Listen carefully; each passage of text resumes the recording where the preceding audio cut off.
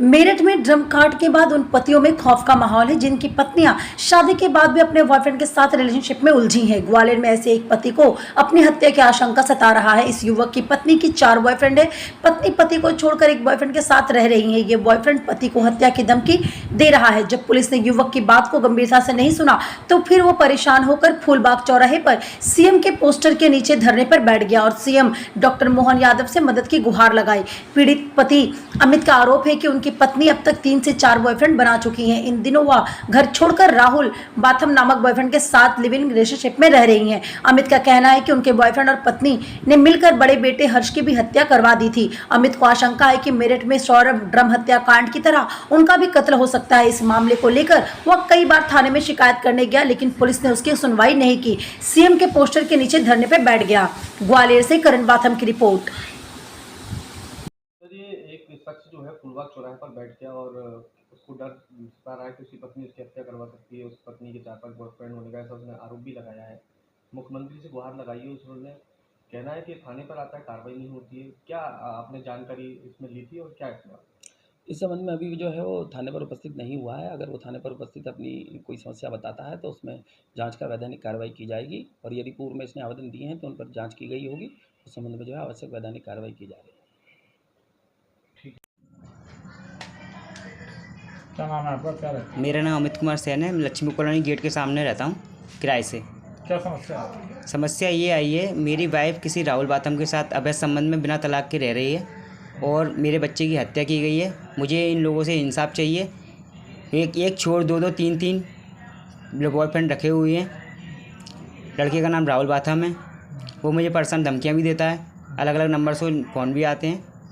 और मैं कई बार मैंने एसपी साहब के यहाँ जनागंज थाने में ऐसी जगह मैं आवेदन लगाए भी हैं तो कोई वो निकला इंसेंस।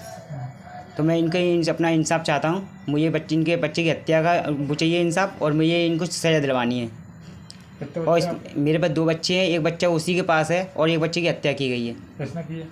बच्चे की हत्या का कारण ये किराए से कहीं रहती थी लड़की, मतलब मेरी वाइफ किराए से कहीं रहती थी, जिस कारण बच्चे को मारा पीटी करते थे। बच्चा समझदार था मेरे बच्चे को फिर मार पीट के अपनी नानी के यहाँ छोड़ आई। वहाँ पे कुछ बार की वजह से बच्चे को धक्का वक्का हो गया होगा, जिस कारण बच्चे की याददाश्त कमज़ोर हो गई। जब मैं लौट कर आया बाहर से काम करके तो मेरे को बच्चा गैरोस दिखाई दिया तो बोले यार मेरे को पहचान नहीं पा रहा था, इतनी बुरी हालत थी उसके बच्चे की। 10 दिन बाद बच्चा अस्पताल में ICU में ख़त्म हो गया। 10 दिन में बच्चा कैसे ख़त्म हो सकता है, मेरे को ये बताइए आप। तो क्या हुआ? उसके बाद क्या हुआ, बच्चा ख़त्म हो गया। उसके बाद मैंने सोचा सुधर जाएगी ये। उसके बाद सुधरने का मौका नहीं, मैं काम करने बाहर चला गया। तो 10 दिन नहीं बीते उससे पहले एक काम पे निकल गई बाहर काम करने के लिए। क्या करती थी? ये कोई कपड़े की दुकान पे काम करती थी मुरार में जी। कब से तुम्हारे साथ नहीं रहती? जब से मेरे से 2-3 साल से इसकी ढंग से चिक चल रही है, तब से वो मेरे से ये भी बोला था। मेरे पर रिकॉर्डिंग है, सबूत है, सारे सबूत हैं। उसके बाद मेरी कोई कार्रवाई नहीं हुई है, इसलिए मैं चाहता हूँ इनका अपना इंसाफ चाहिए मुझे बच्चे का। कब से अलग रह रही है? ये 2-3 साल 4 साल से अलग रह रही है मेरे से। 4 साल से? 4-5 साल हो गए मुझे अलग रहते हुए। किसके साथ रहती है ये अपनी मम्मी के साथ में रहती थी। मम्मी के साथ से अब लदेड़ी में उस लड़की के साथ में प्रेजेंट में रह रही है अभी लदेड़ी में, राहुल बाथम के साथ में। वो क्या करता है? वो कोई काम नहीं करता, चाटा काम करता है और करता होगा तो मुझे पता नहीं। मेरी मुलाकात अभी तक हुआ ही नहीं है। मेरे कभी फ़ोन आते हैं, अब तो वो फ़ोन लगाना उसने बंद कर दिए मेरे को। कोई मेरे पास वो जब फ़ोन लगा वो उसकी घरवाली फ़ोन उठाती है मेरी, यहाँ फ़ोन मत लगाया कर, यहाँ फ़ोन मत लगाया कर। ठीक है, नहीं लगाएंगे। और मुझे इंसाफ नहीं मिल पा रहा है। क्या करते हो? क्या काम करते हो? मैं हलवाई काम करता हूँ। तो वो राहुल क्या करता है? राहुल चाटा काम करता है, मैं मेरे साथ में नहीं करता, वो अलग काम करता है। वो राहुल के कांटेक्ट में कैसे आई?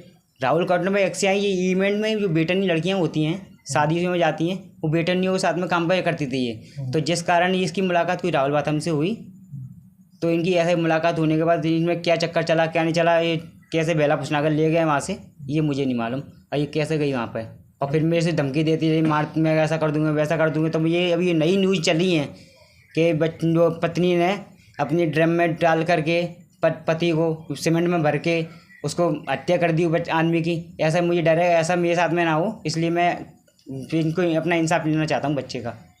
आपने मुख्यमंत्री जी को भी? मुख्यमंत्री जी को आवेदन लगाया था मैंने, अभी तक कोई सुनवाई नहीं हुई। 3/2/24/25 में मैंने आवेदन लगाने गया था।